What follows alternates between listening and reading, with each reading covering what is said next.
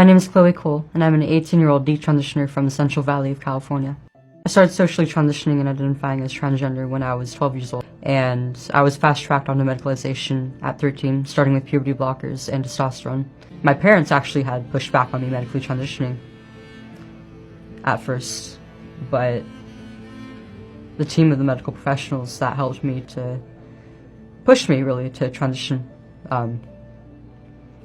never presented any other options. They said that the rate of regret is less than 1 or 2%. They told my parents that if they didn't allow me to transition, I would be at risk of suicide when I was never suicidal before I transitioned, ever.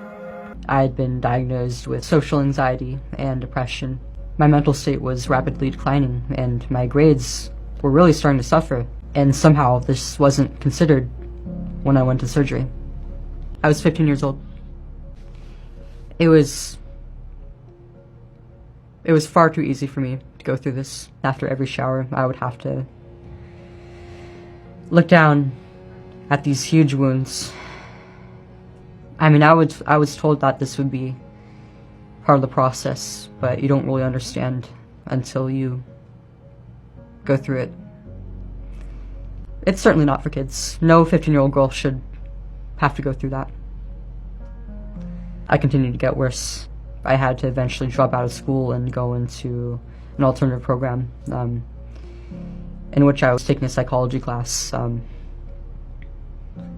there was one lesson that was about parenting, maternity.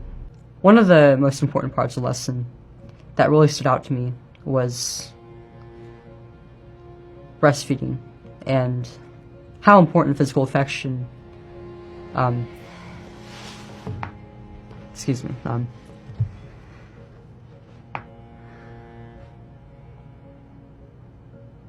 that bond is important to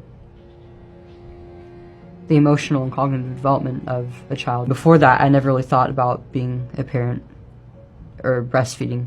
During one of the consultations for my surgery, I was told that I would lose my ability to breastfeed, but at this time, this didn't mean anything to me because I didn't know anything about that. Something beautiful and uniquely female was taken away from me forever. And I was perfectly healthy before that. I was only a kid.